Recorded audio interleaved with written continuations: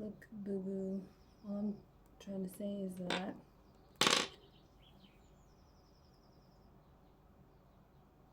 I don't have the ability to trust the Jesus experience of tears if I go to church or being inspired to pray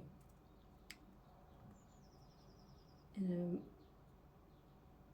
an experience of like something that feels really real and powerful moving through my nervous system and emotional system that makes me get on my knees and cry, and it feels like I'm speaking straight from my heart to that powerful thing that's moving. That, like, if I were to describe that and then somebody was like, now name it, like articulate, like name it, it's like, well, it's the living God. That's what the experience would be named. And what I'm saying is that after watching like 4 hours of these Catholic exorcists talk about Christian things, it was extremely interesting. It was so interesting. I stayed up all night and I have to go to sleep because I work in the morning, and now I can't even get like 3 hours of sleep. And I'm like, I know, but like I just had to watch those 4 hours of Catholic exorcists talking about stuff. I just had to do it. And I'm like, I get it, but it's interesting because I'm trying to understand what this experience of spiritual warfare is. I don't care if it's Christian or anything else. I'm like, I don't care what it is. I just know that it's happening and I'm looking for safety from it, you know? But then you present me this like Christian stuff and I'm like, well, honestly, I'm like, it would be so nice if it was the truth. And I keep having these Jesus experiences that make me feel like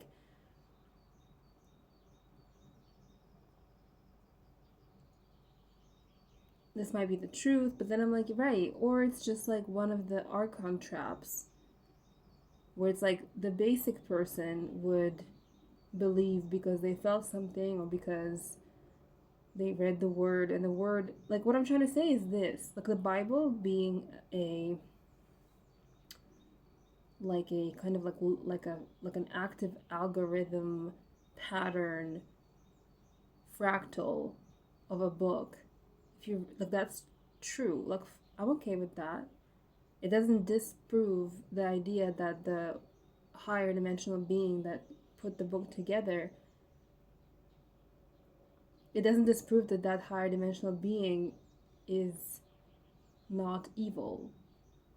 Do you know what I'm trying to say? Because I was listening to one of the Catholic exorcists and he just so casually, without any warning, went into talking about how he was abused in that way that Catholic priests are famous for abusing kids, that he was abused that way when he was a child. He told a story of like, I'm sorry for the, it's about like, it's upsetting, like, I'm sorry I just brought it up, you know, but it's like, I'm just like listening and all of a sudden he brings it up and I'm like, yo, like, if you were an actual practitioner of Christian wisdom, you would pause and you would understand that people are listening and that they have a heart and that it hurts and it's the most petrifying thing in the universe to have to deal with as a thing that you have to possibly deal with. And you having been through the experience and having God's grace and love and understanding in your heart should understand that you need to pause and tell the people, like, I need to tell you something, it's very difficult, and I want you to prepare yourselves emotionally and in your heart because I don't want to hurt you. But I need to tell you this story so that you understand what God's power is in removing the like unhealable wounds from your soul.